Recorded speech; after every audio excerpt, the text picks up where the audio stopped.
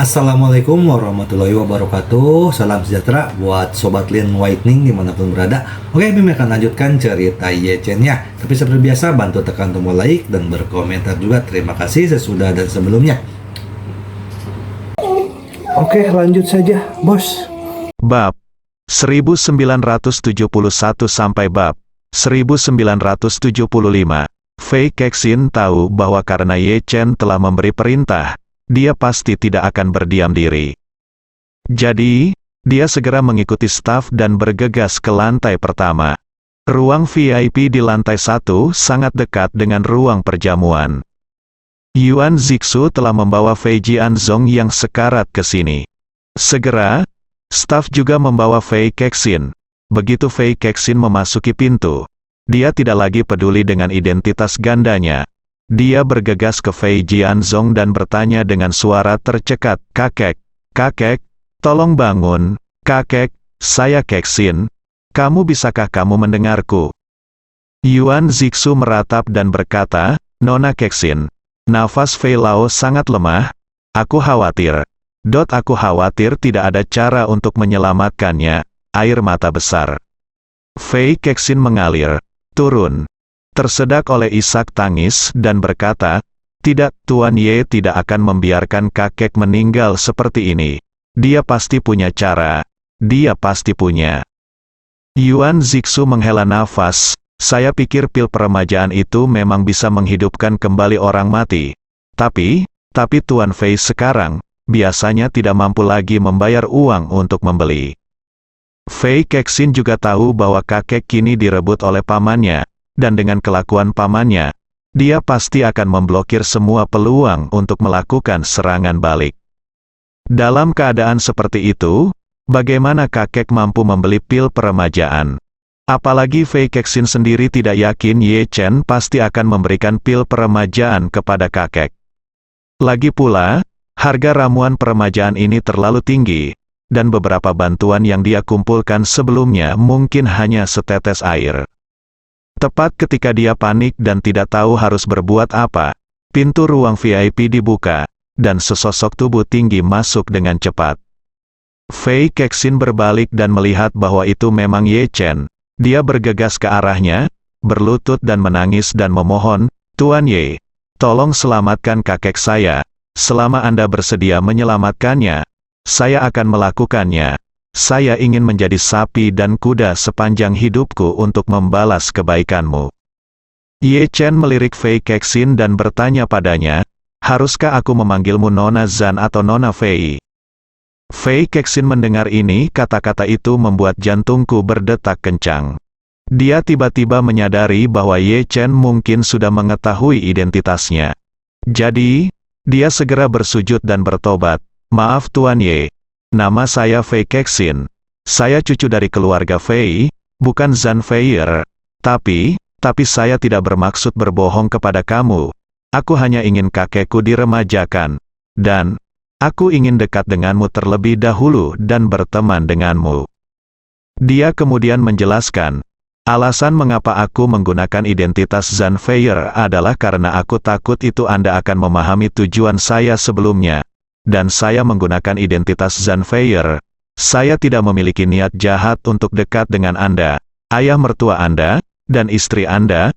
Mohon pertimbangkan kesalehan saya dan maafkan saya atas apa yang saya lakukan." Melakukannya, Ye Chen mengangguk tanpa komitmen. Berkata dengan tenang, "Menyelamatkan orang itu penting. Jangan bahas masalah ini untuk saat ini."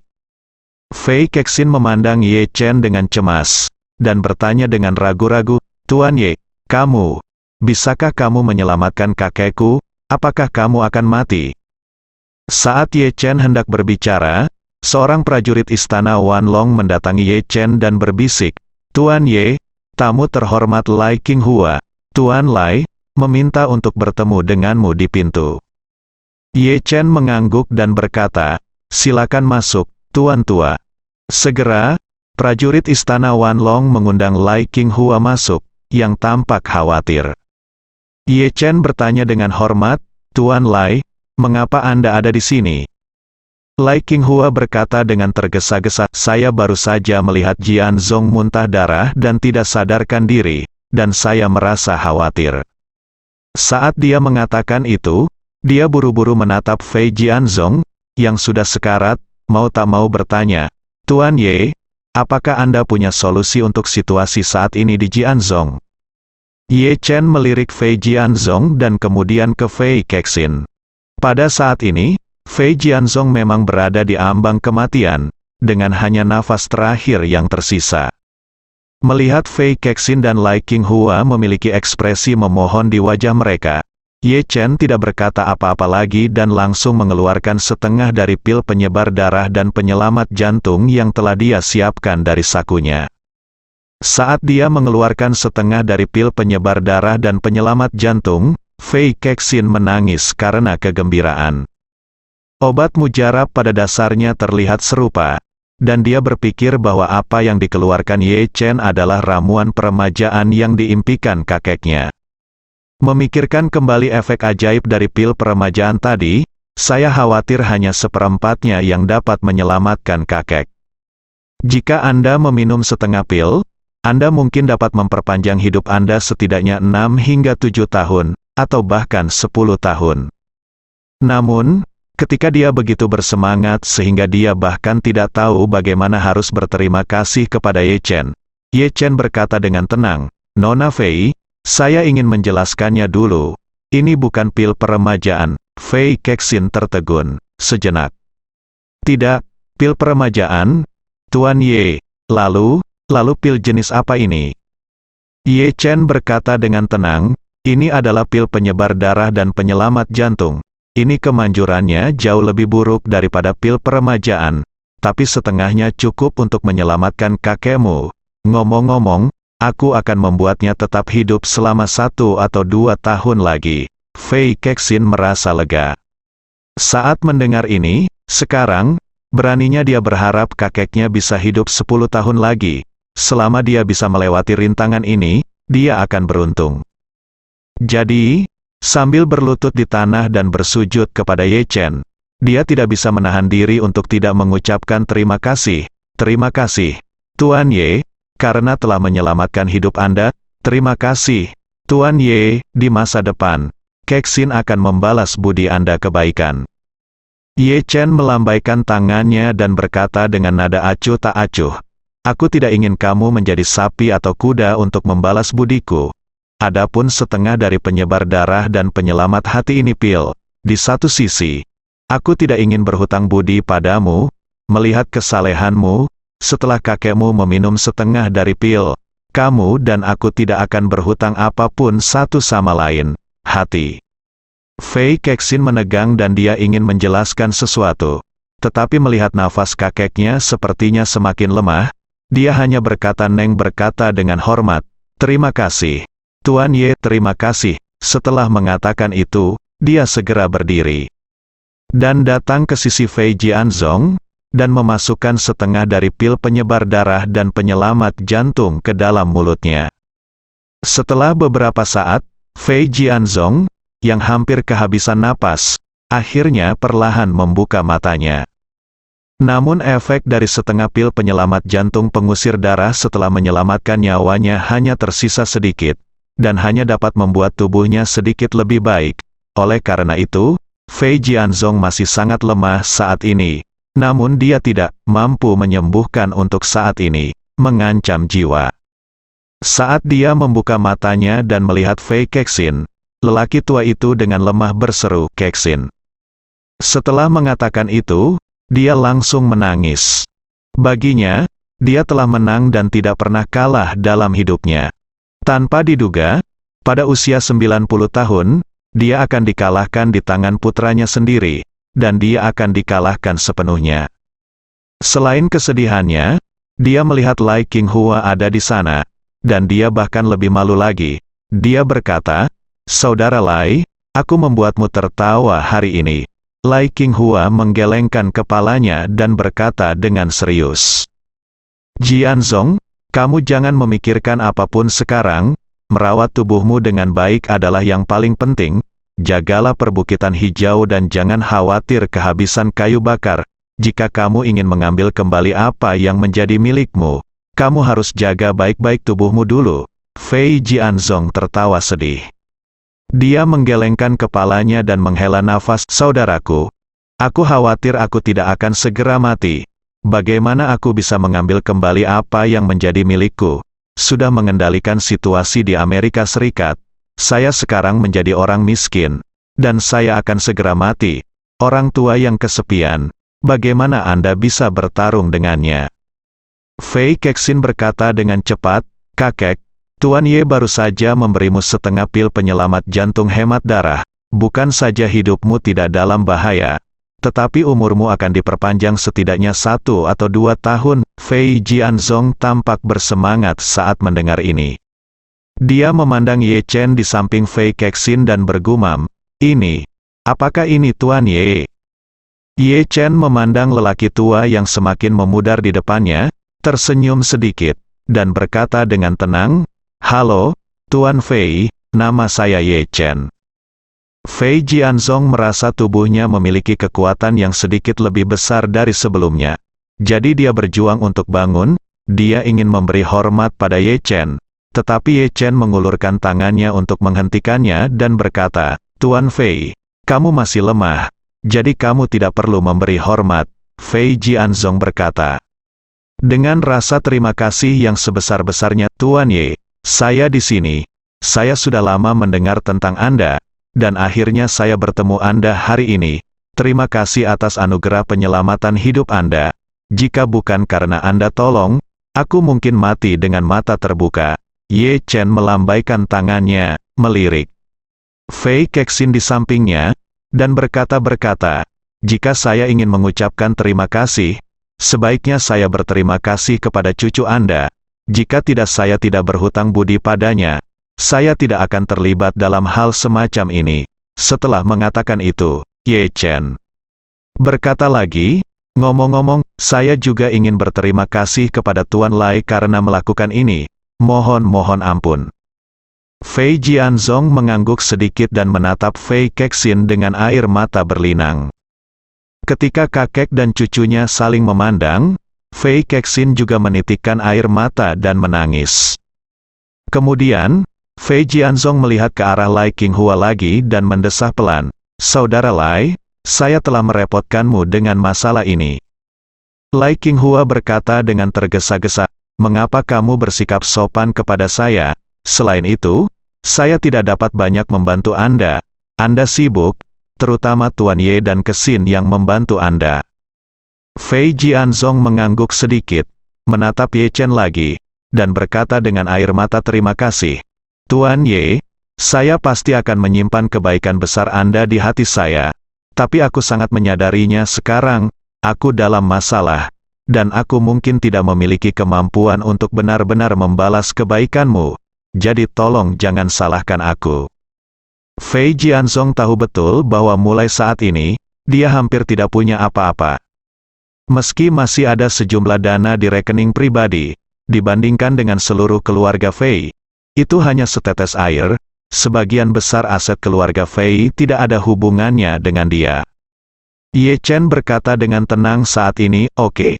Saya tidak menyelamatkan Anda karena saya ingin Anda membalas budi saya.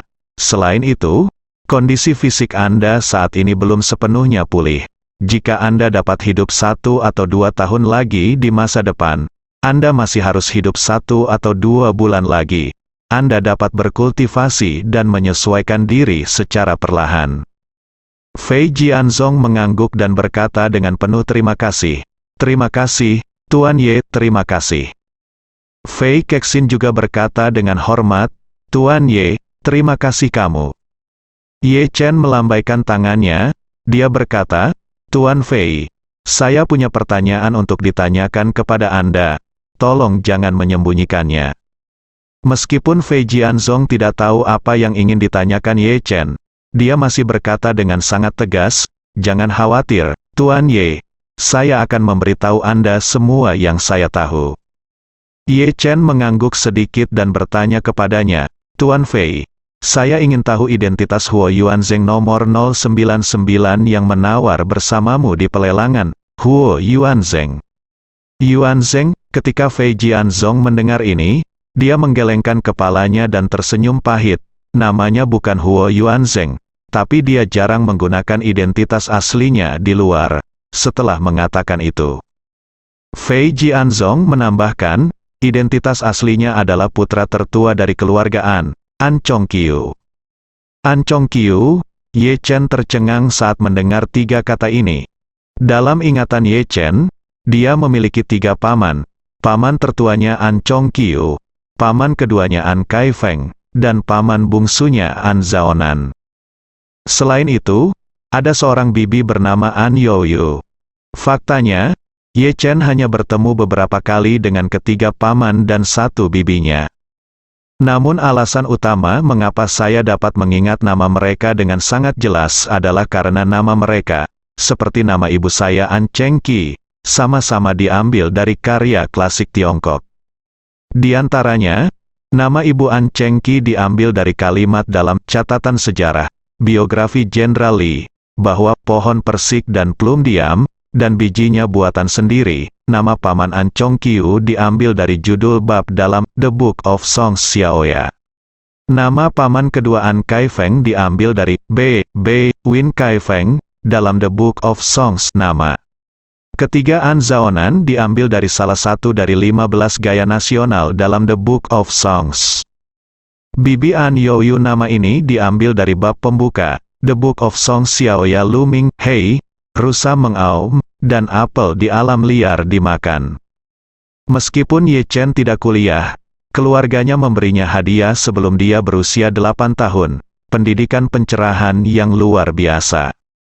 Ia telah mempelajari karya-karya klasik di bawah bimbingan ibunya sejak ia masih kecil. Ia telah membaca catatan sejarah dan buku lagu dengan sepenuh hati, dan tentu saja mengingat nama ketiga paman dan bibinya dengan jelas. Dan dia tidak pernah membayangkan bahwa orang nomor 099 yang baru saja diusir adalah pamannya.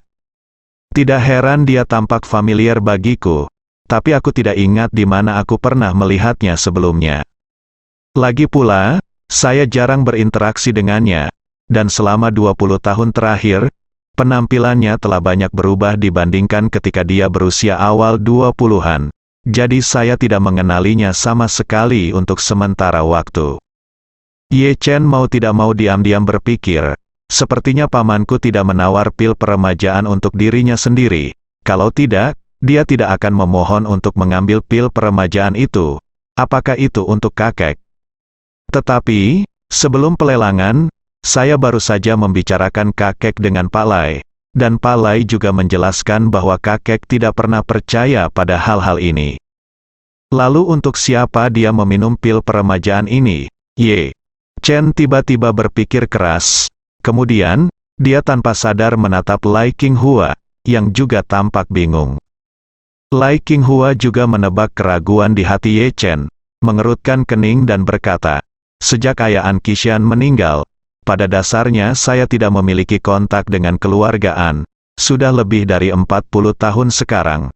Tetapi berdasarkan hubungan saya dengan dari apa yang diketahui An Qishan, dia mungkin tidak percaya pada hal-hal seperti pil peremajaan."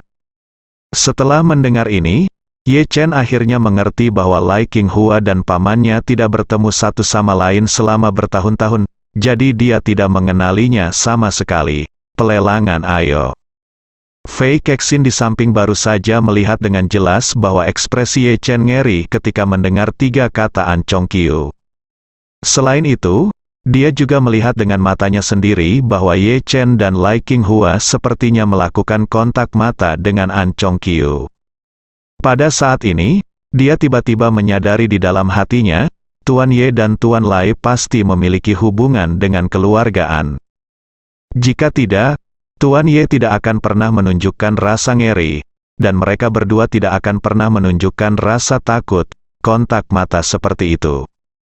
Tuan Lai tidak perlu menebak-nebak karena dia hanya mengatakan bahwa dia tidak berinteraksi dengan keluarga An sampai ayah An Qishan meninggal. Kalimat ini terbalik, yaitu artinya, Tuan Lai memiliki hubungan yang baik dengan keluarga An ketika ayah An Qishan masih hidup. Tetapi Tuan Ye masih sangat muda dan telah tinggal di daratan, bagaimana dia bisa terlibat dengan keluarga An, yang berada di peringkat kedua dalam Amerika Serikat. Pikirku, di sini, Fei Kexin tiba-tiba teringat sesuatu lagi. Putri tertua dari keluarga An Chengqi, yang paling saya kagumi, menikah dengan keluarga Ye di Tiongkok dan meninggal dalam usia muda 20 tahun yang lalu.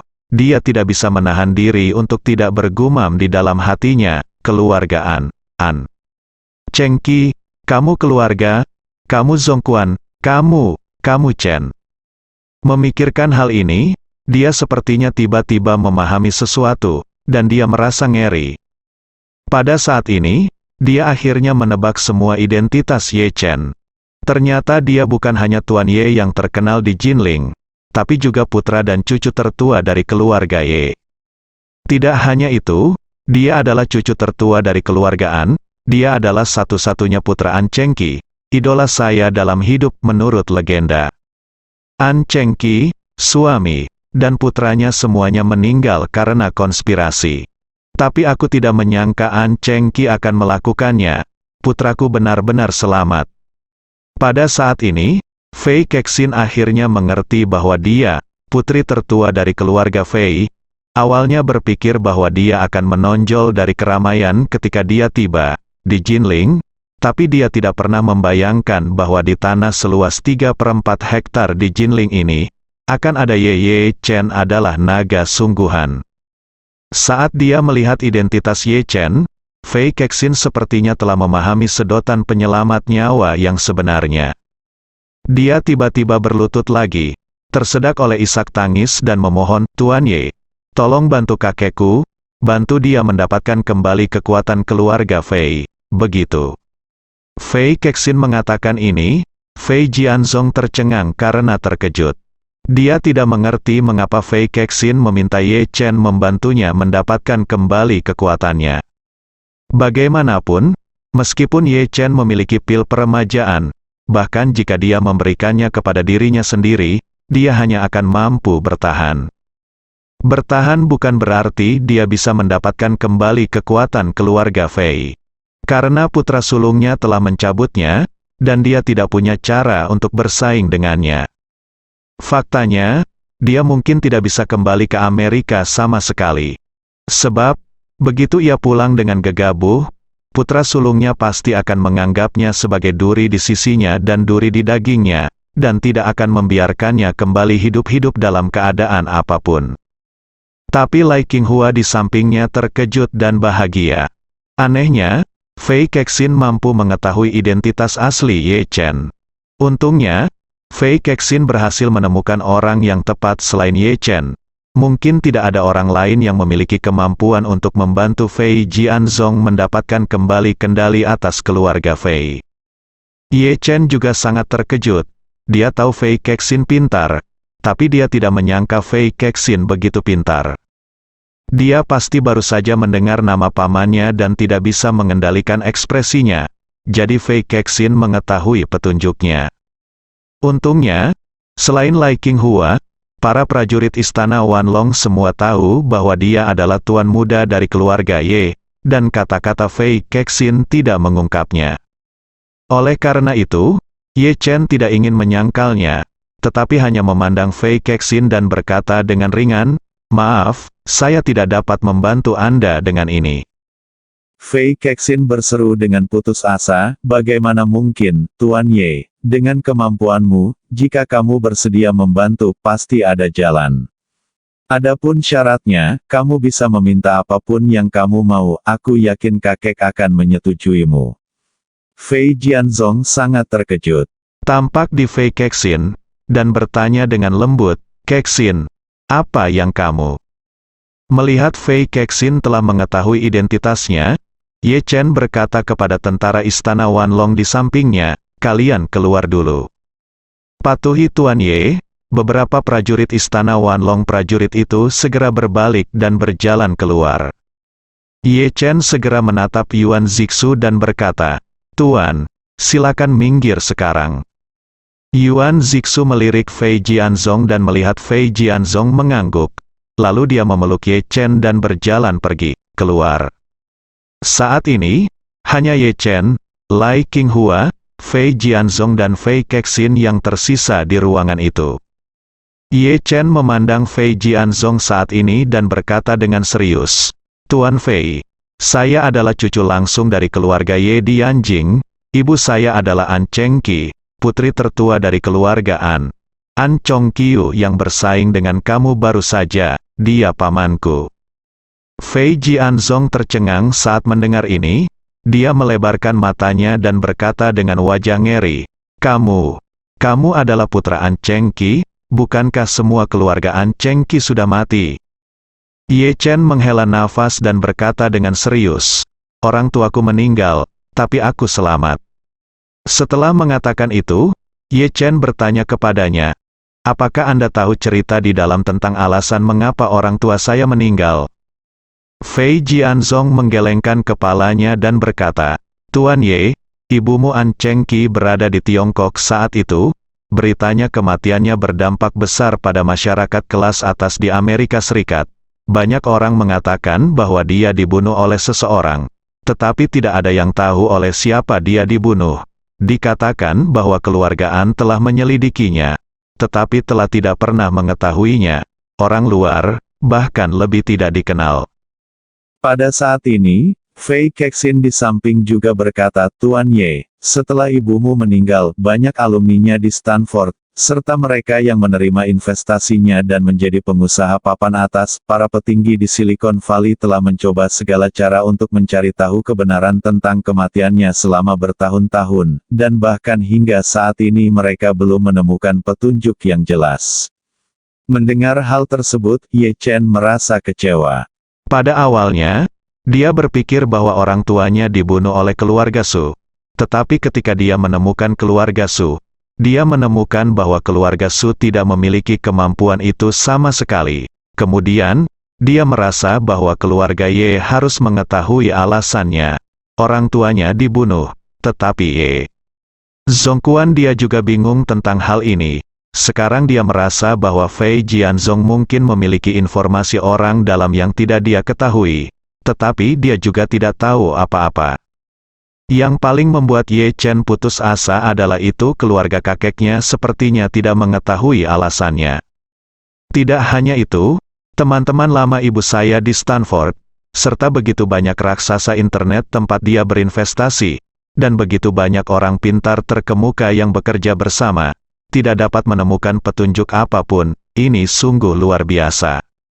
Ye Chen masih belum tahu siapa yang perlu dia temukan untuk menemukan petunjuk tentang pembunuhan orang tuanya. Pada saat ini, Fei Jianzong menatap Ye Chen dengan cahaya berkedip di matanya.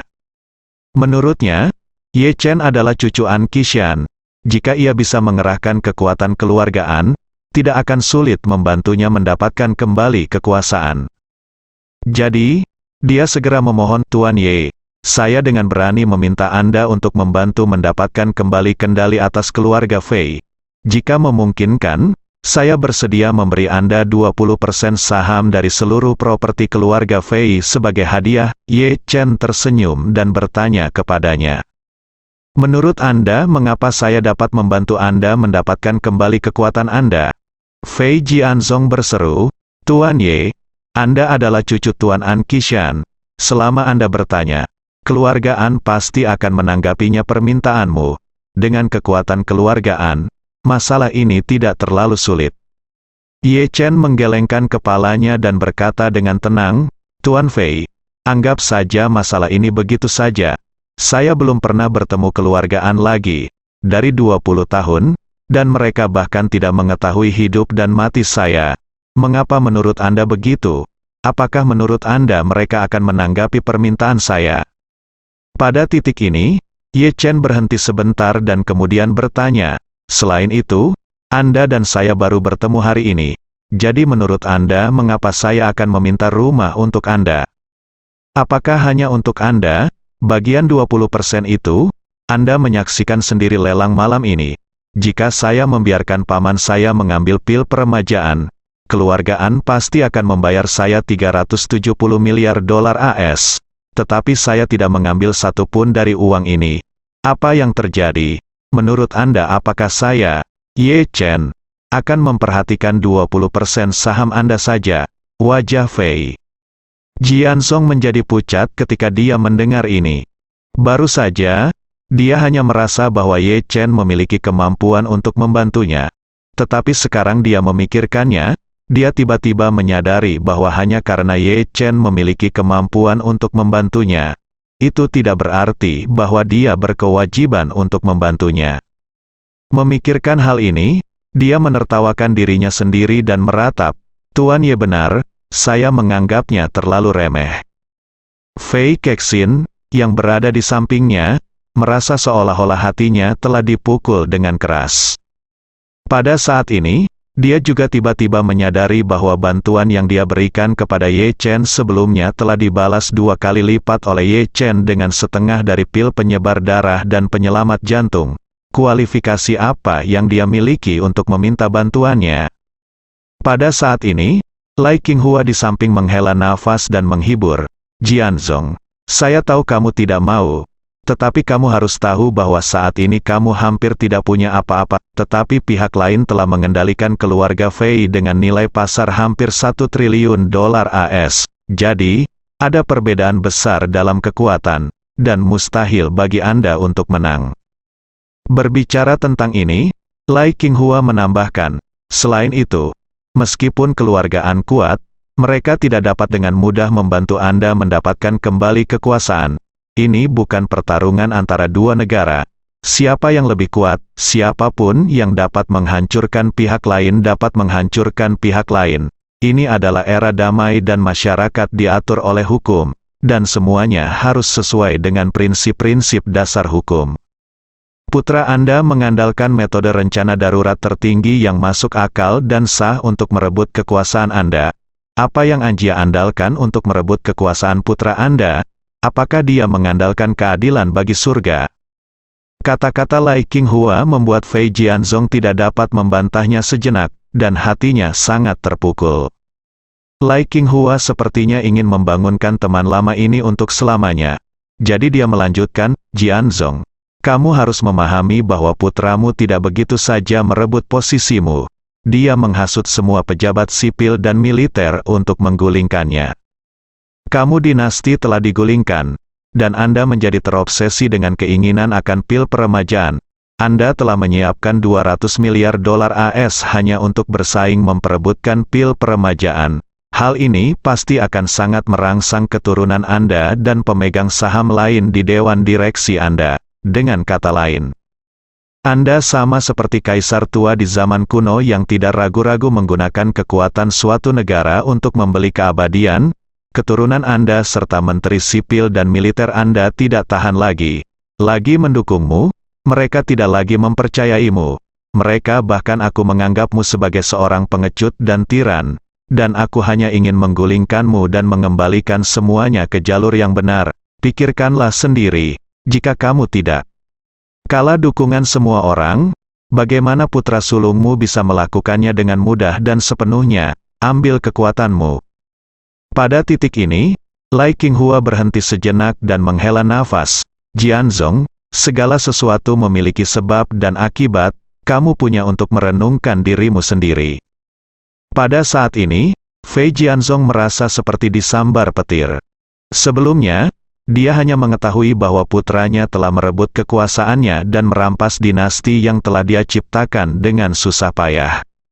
Namun kini dia menyadari bahwa pengejarannya akan keabadian telah menyebabkan dia kehilangan fondasi dukungan dan kepercayaan terhadap dinastinya. Dalam keadaan seperti itu, apalagi yang ingin Anda lakukan untuk mendapatkan kembali kekuatan Anda, itu hanyalah mimpi bodoh. Memikirkan hal ini, Fei Jianzong terdiam dan tersedak air mata. Fei Kexin juga terbangun oleh kata-kata Lai Qinghua. Dia berharap kakeknya bisa berumur panjang, jadi dia sangat mendukung pencarian kakeknya akan keabadian dan ramuan peremajaan. Namun selain berbakti sebagai seorang cucu, sebagian besar juga didasarkan pada kepentingannya sendiri. Dia, ayahnya, dan saudara tirinya selalu kekurangan landasan dalam keluarga. Mereka harus bergantung pada restu lelaki tua itu untuk menjalani hidup yang lebih mudah. Jika lelaki tua itu meninggal lebih awal, ayahnya, sebagai putra bungsu Fei Jianzong, pasti akan menerima manfaat paling sedikit. Inilah inti permasalahannya, hanya karena saya ingin kakek saya masih hidup bukan berarti orang lain juga berpikiran demikian. Pada saat ini, Ye Chen tiba-tiba berkata dengan dingin. Saat itu, Raja Zhu di Darian memberontak dan mengusir keponakannya Kaisar Jianwen keluar dari istana. Dia masih kesulitan tidur dan makan, dan menghabiskan seluruh hidupnya mencari keberadaan Kaisar Jianwen. Kamu sekarang juga berhati-hatilah terhadap putramu yang mencoba membunuhmu. Fei Jianzong memandang Ye Chen dan berkata sambil tersenyum masam, dia seharusnya tidak begitu kejam. Dia memberitahuku terus terang di telepon tadi dia maksudnya selama saya tidak kembali ke Amerika, saya akan diizinkan menjalani sisa hidup saya di Tiongkok, dan setelah kematian saya, Kexin akan membawa jenazah saya kembali ke Amerika Serikat untuk dimakamkan. Ye Chen tersenyum main-main, menggelengkan kepalanya, dan berkata dengan serius. Menurut pendapat saya, alasan mengapa dia mengatakan ini didasarkan pada premis bahwa dia pikir Anda hanya akan hidup paling lama 1 atau 2 bulan, dan dia mungkin juga merasa bahwa setelah rangsangannya, kamu bahkan mungkin bisa bertahan hidup, dia terbunuh di tempat di pelelangan, atau dia jatuh dalam keputusasaan setelah pelelangan, yang semakin membahayakan beberapa hari yang tersisa, pada titik ini, Ye Chen menatapnya dan berkata dengan tenang, jika aku tidak menyelamatkanmu sekarang, dia mungkin mendapatkan keinginannya sekarang. Setelah mendengar ini, ekspresi Fei Jianzong menjadi sangat ngeri. Ekspresi Ye Chen menjadi serius saat ini dan dia terus bertanya kepadanya, bayangkan saja, jika dia tahu bahwa kamu telah memperoleh 1 atau 2 tahun hidup dengan sia-sia, apakah dia akan tetap begitu tenang dan membiarkanmu menjalani sisa hidupmu di Tiongkok? Pertanyaan Ye Chen membuat Fei Jianzong dan Fei Kexin gemetar ketakutan. Fei Jianzong awalnya berpikir bahwa meskipun dia telah kehilangan kekuatan keluarga Fei, dia setidaknya akan memiliki 1 atau 2 tahun hidup lagi. Selain itu, pil peremajaan Ye Chen akan terus dilelang tahun depan, jadi dia mungkin masih memiliki kesempatan. Namun setelah mendengar ini, dia menyadari bahwa dia agak terlalu optimis. Putranya ingin mati di Tiongkok atas dasar kematian yang lebih cepat. Bagaimana jika saya mati terlalu lambat? Memikirkan hal ini, Fei Jianzong merasa bergidik. Fei Kexin juga panik sejenak. Dia tanpa sadar bertanya pada Ye Chen, Tuan Ye, lalu bagaimana menurutmu, kakek, dia harus lakukan sekarang? Ye Chen berkata dengan tenang, pada saat ini, jangan pikirkan tentang bagaimana kamu bisa kembali ke atas lagi. Satu-satunya pilihan sekarang adalah menerima kegagalan dan menemukan cara untuk bertahan hidup. Lai Qinghua tiba-tiba berkata dengan sedikit khawatir, Tuan Ye, mereka berdua tidak berdaya di Jinling. Meskipun ada Yuan Zixu di samping mereka, jika saya mengetahui bahwa Jianzong masih hidup, saya pasti akan kesulitan tidur dan makan. Saat itu, saya khawatir dia tidak akan mampu menanggungnya lagi dan akan mengirim seseorang ke sini secara pribadi. Dalam hal ini, Yuan Zixu tidak akan cukup untuk melawan. Ye Chen mengangguk dan memandang. Fei Kexin berkata dengan tenang, Tuan Lai benar. Selain itu, pihak lain bertanggung jawab atas kekayaan keluarga hampir 1 triliun dolar AS. Mungkin ada banyak ahli yang dapat dimobilisasi secara diam-diam, dan kemampuan intelijen mereka tidak dapat diukur. Bahkan jika Anda dan kakek Anda ingin menyembunyikannya, dan itu pasti tidak dapat disembunyikan. Fei Kexin tiba-tiba menjadi gugup. Ternyata tidak masalah jika dia tidak bisa kembali ke Amerika, tetapi jika pihak lain benar-benar kehilangan kesabaran dan ingin kakeknya meninggal lebih awal, dia tidak punya cara untuk menghadapinya saat ini. Pada saat ini, Lai Qinghua tidak bisa menahan diri untuk tidak memohon kepada Ye Chen. Tuan Ye, jika tidak ada yang melindungi mereka berdua, mereka mungkin dalam bahaya besar. Saya mohon, melihat mereka tidak berdaya, lakukan yang terbaik untuk pikirkan mereka. ini adalah rencana yang sempurna untuk memungkinkan Jianzong menjalani sisa hidupnya dengan aman. Ye Chen berkata tanpa daya, Tuan Lai, saya sudah memesan perjalanan dan akan pergi ke Amerika Serikat bersama saya istriku di akhir bulan. Bahkan jika aku menyerahkannya sekarang, aku berada di bawah perawatan anak buah Jinling. Begitu pihak lain datang, anak buahku mungkin tidak bisa melindungi mereka. Fei Kexin merendahkan martabatnya pada hal ini. Waktu berlutut lagi dan berkata sambil menangis, Tuan Ye, kakekku dan aku sekarang putus asa. Tolong tunjukkan belas kasihan dan setidaknya selamatkan nyawa kakekku. Sedangkan untuk diriku sendiri, aku menang, tolong jangan ganggu kamu lagi. Ye Chen awalnya tidak ingin terlibat dalam urusan keluarga Fei. Karena dia juga tahu bahwa hal semacam ini di luar kemampuannya saat ini. Meskipun kekuatan pribadinya sangat kuat, dia tidak bisa selalu menjaga mereka berdua di sisinya, meskipun kekuatan yang bisa dia kendalikan saat ini tidak buruk. Fondasinya masih dangkal, dibandingkan dengan keluarga Fei, pasti masih ada kesenjangan besar. Selain itu, saya belum siap untuk mengenali keluargaan untuk saat ini, dan saya bahkan cenderung tidak meminta bantuan dari keluarga Fei. Meskipun saya masih memiliki istana Wanlong di tangan saya tidak tidak bisa biarkan Wan Pojun membawa prajurit istana Wanlong bersamanya. Ayo bertarung, ya. Organisasi tentara bayaran seperti istana Wanlong mungkin terdengar sangat kuat, tetapi mereka hanya dapat bertahan hidup di celah-celah dunia ini. Jika istana Wanlong benar-benar diizinkan pergi ke Amerika Serikat untuk menimbulkan masalah di luar kemampuannya, dan jika itu adalah musuh keluarga-keluarga terkemuka Amerika, begitu Amerika Serikat melakukan intervensi, istana Wanlong pasti tidak akan memiliki peluang untuk menang. Memikirkan istana Wanlong, Ye Chen tiba-tiba punya rencana di benaknya. Segera, dia menghela nafas dan berkata, baiklah. Mengingat situasi saat ini, kamu pasti tidak bisa tinggal di Aurus Hill. Saya akan segera ke Amerika Serikat. Jika pihak lain benar-benar mengirim orang untuk membunuh semua orang, aku tidak bisa melindungimu. Pada saat itu, keadaanmu di Jinling akan menjadi semakin tidak aman. Mengatakan itu, Ye Chen berkata lagi, ayo lakukan ini. Aku akan mengirim mobil untuk membawamu ke rumah sakit sebentar lagi.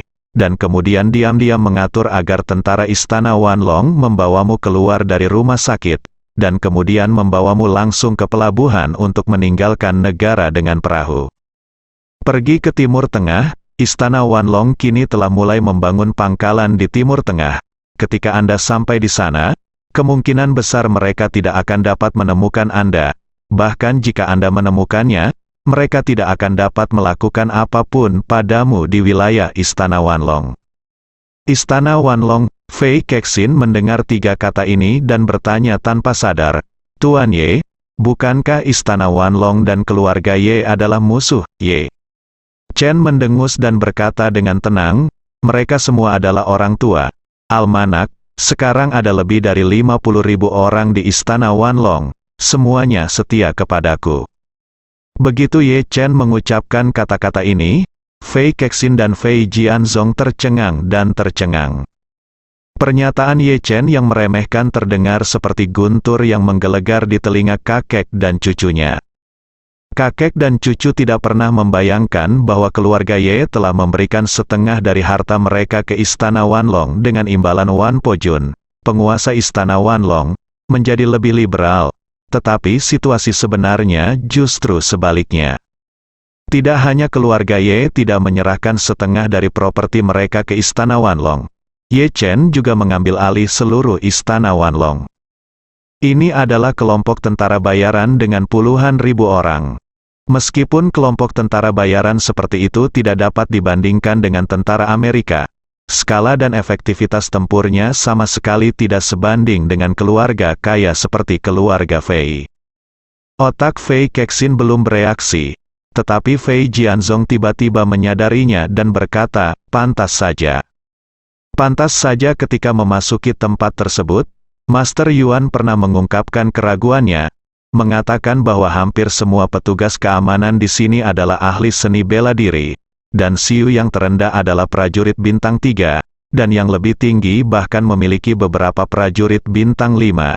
Dengan begitu banyak master, bahkan sektenya tidak dapat dibandingkan dengan mereka. Saya pikir ini pasti orang-orang dari istana Wanlong. Ye Chen mengangguk. Berkata terus terang dan riang, ya.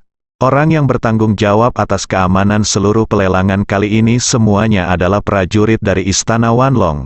Tuan Yuan yang Anda bicarakan seharusnya adalah orang yang baru saja mengikuti Anda. Kan, kultivatornya memang bagus dan telah mencapai level prajurit bintang 7.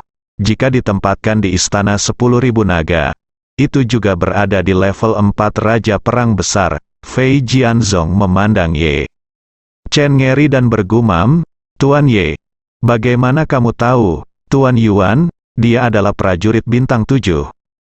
Faktanya, ketika pertanyaan ini ditanyakan, Fei Jian Center sudah memiliki jawabannya. Mengapa Ye Chen mengetahui tingkat kultivasi Yuan Zixu? Satu-satunya kemungkinan adalah tingkat kultivasinya jauh lebih tinggi daripada Yuan Zixu. Fei Kexin bahkan lebih terkejut. Pada saat ini dia semakin merasa bahwa dibandingkan dengan Ye Chen, dia berbeda seperti awan. Pada saat ini, Ye Chen pertama-tama tersenyum dan tidak berkata apa-apa, dan setelah beberapa saat dia tersenyum dengan tenang dan berkata, jika tidak, Tuan Fei, menurut Anda apa yang saya, Ye Chen, andalkan untuk menaklukkan Istana Wanlong? Apakah karena saya ketampanan? Fei Kexin tertegun. Tiba-tiba lengah ketika mendengar kata-kata Ye Chen. Dia tidak bisa menahan tawa, dan kemudian dengan cepat menutup mulutnya dengan sadar. Tapi senyuman lembut inilah yang segera membuat suasana hatinya menjadi lebih rileks. Pada saat ini, Fei Jianzong akhirnya mengerti bahwa alasan Luo Jiacheng, yang telah melindungi Fei Kexin sebelumnya, menghilang di Jinling pasti karena kesalahan Ye Chen. Dan Yuan Zixu pernah berkata bahwa orang yang bisa membuat Luo Jiacheng menghilang secara diam-diam pastilah seorang master di antara para master, dan dia mungkin telah menembus kegelapan sejak lama. Dari sudut pandang ini, Ye Chen pastilah penguasa kegelapan. Kalau tidak, dia tidak akan bisa mengambil alih Istana Wanlong di bawah komandonya. Memikirkan hal ini, dia menatap Ye Chen dengan tatapan kagum. Dia membungkuk hormat kepada Ye Chen dan berkata dengan saleh, Tuan muda Ye telah mencapai prestasi seperti itu di usia yang begitu muda. Di masa depan, keluarga Ye pasti akan menjadi seorang pemimpin. Masa depan tidak terbatas. Ye Chen tersenyum sedikit, melihat waktu, dan berkata, Tuan Fei, ini sudah larut, sudah waktunya Anda dan Nona Fei berangkat. Setelah mengatakan itu, Ye Chen memandang Fei Kexin dan berkata dengan serius berkata, Nona Fei, saya akan memberitahu Wan Pojun bahwa saya akan memperlakukan Anda dengan baik ketika Anda tiba di Timur Tengah. Namun, bagaimanapun juga, Anda akan pergi ke Timur Tengah. Kondisinya agak sulit, dan Anda dan Tuan Fei perlu mengatasinya. Fei Kexin juga tahu betul bahwa meskipun Ye Chen memiliki kemampuan untuk membantu kakeknya mendapatkan kembali kekuasaan, tetapi dia tidak memenuhi syarat untuk membiarkan dia membantu sama sekali. Sekarang Ye Chen bersedia menyelamatkan nyawa kakeknya dan nyawanya sendiri. Itu bisa dianggap sebagai kebaikan yang besar. Jadi, dia tersedak rasa terima kasih dan berkata, terima kasih, Tuan Ye, atas kebaikan Anda, saya tidak akan pernah melupakannya. Ye Chen melambaikan tangannya dan berkata, jalan ke timur jauh, jadi Anda harus menemani Tuan Fei ke rumah sakit dulu. Saya akan minta orang-orang menyiapkan makanan dan beberapa kebutuhan sehari-hari untuk Anda bawa terlebih dahulu. Fei Kexin menitikkan air mata sambil menganggukkan kepalanya. Tersedak isak tangisnya, terima kasih, Tuan Ye, terima kasih. Ye Chen tersenyum ringan, menatap Fei Jianzong lagi, dan berkata, Tuan Fei, saya butuh kerjasama Anda lain kali. Beberapa menit kemudian, beberapa petugas keamanan membawa tandu dengan ekspresi panik dan membawa Fei Jianzong keluar dari ruang VIP. dia berjalan keluar, berjalan langsung melalui aula lelang, dan dengan cepat meninggalkan ruang perjamuan di hadapan semua orang. Petugas keamanan berlari dan berteriak, "Minggir, pasien sekarat," dan dia harus segera dikirim ke rumah sakit untuk perawatan darurat. Fei Kexin berlari di sampingnya, sudah menangis. Semua orang di pelelangan tidak bisa menahan diri untuk tidak bergumam ketika mereka melihat staf membawa Fei Jianzong pergi. Baru saja, karena Fei Jianzong tiba-tiba koma, seluruh pelelangan ditangguhkan, tanpa diduga. Konvoi yang diatur oleh Chen Zekai segera membawa Fei Jianzong ke rumah sakit. Setelah Fei Jianzong dan cucunya pergi, Ye Chen, yang berada di ruang VIP, berkata kepada Lai Qinghua, "Tuan Lai, jika putra tertua Fei mengetahui bahwa Tuan Fei dan Fei Kexin hilang, mereka mungkin akan menekan Anda untuk cari tahu detailnya. Kalau begitu kamu harus menahan tekanan itu." Lai Qinghua berkata sambil tersenyum, "Tuan Ye, jangan khawatir, bajingan dari keluarga Fei itu tidak berani melakukan apapun padaku. Selain itu, saya tidak mengikuti mereka ke rumah sakit. Keberadaan mereka tidak diketahui setelah mereka tiba di rumah sakit. Apa gunanya bertanya kepada saya? Saya tidak tahu apa-apa." Ye Chen mengangguk sambil tersenyum dan berkata, "Di dalam. Itu kalau begitu, junior ini akan merasa lega." Lai Qinghua membalas senyumnya dan kemudian bertanya kepadanya, "Itu benar Tuan Ye. Saya ingin tahu kemana Anda akan pergi ke Amerika Serikat kali ini." Ye Chen menjawab, "Saya ingin menemani istri saya ke Providence untuk menghadiri kelas pelatihan lebih lanjut." Lai Qinghua berseru dan berkata, "Providence Sri Lanka berada di pantai timur dan saya di pantai barat. Ada lebih dari 4.000 kilometer di antaranya. Tetapi jika Tuan Ye punya waktu, Anda dipersilakan mengunjungi Los Angeles. Saya akan memperlakukan Anda dengan baik lain kali." Ye Chen mengangguk dan tersenyum, "Oke. Jika saya punya waktu, saya pasti akan pergi." Lai Qinghua tersenyum sedikit dan bertanya, "Tuan Ye, bagaimana kabarnya pelelangannya berlangsung?" Ye Chen tersenyum dan berkata, "Saya meminta Nona Song untuk menunda pelelangan dan membiarkan mereka pergi dulu. Tunggu sampai saya selesai mengatur semuanya sebelum kita mulai." Lai Qinghua mengangguk, menangkupkan tangannya dan berkata, "Tuan Ye, saya akan kembali ke tempat tersebut dan menunggu." Setelah itu, dia berkata sambil tersenyum, "Malam ini pil peremajaan ini sepertinya telah jatuh ke tangan Bernard Arnold itu. Lelang ini benar-benar penuh dengan pasang surut dan kejutan." Ye Chen mengangkat bahu tak berdaya dan berkata sambil tersenyum, "Tidak mungkin, saya pikir saya bisa dibeli oleh Tuan Fei, tapi saya tidak menyangka akan seperti ini." Lai Qinghua bertanya kepadanya, "Oleh ngomong-ngomong, Tuan Ye, bukankah kamu berencana untuk bertemu An Chong Kiu? Menurut peraturan pelelanganmu, pelelangannya bahkan jika pertemuannya belum selesai, meskipun dia diusir, dia tidak bisa meninggalkan hotel tanpa izin di saat ini, kan?" Ye Chen menggelengkan kepalanya dan berkata, "Lupakan saja, tidak ada yang bisa dilihat. Meskipun saya tidak tahu apakah keluargaan adalah teman atau musuh, saya masih tidak tahu. Saya tahu bahwa seluruh keluargaan tidak terlalu meremehkan ayah saya untuk menikah dengannya. Ibu saya bahkan tidak segan-segan menarik garis dengan keluarga. Pada tahun-tahun berikutnya, dia tidak banyak berinteraksi dengan keluargaan. Jadi saya kira mereka tidak akan melakukannya. Jika Anda memperlakukan saya terlalu buruk, mengapa repot-repot?" Lai Qinghua berkata dengan serius, "Jika keluargaan mengetahui pencapaian Anda saat ini, mereka pasti tidak akan membenci Anda sebanyak yang Anda katakan." Ye Chen tersenyum dan berkata, "Jika karena pil peremajaan atau alasan lain yang membuat mereka memandangku dengan kagum atau bahkan peduli padaku, maka lebih baik menghilang saja.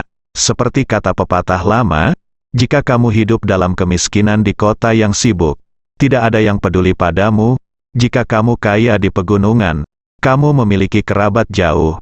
Saya tidak ingin ini terjadi pada saya." Lai Qinghua merenung sejenak dan berkata, An Chongqiu datang ke pelelangan secara anonim. Saya pikir pasti seseorang di keluarga Fei yang memiliki masalah fisik. Mungkin kakek Anda. Saya khawatir jika Anda tidak mengambil tindakan.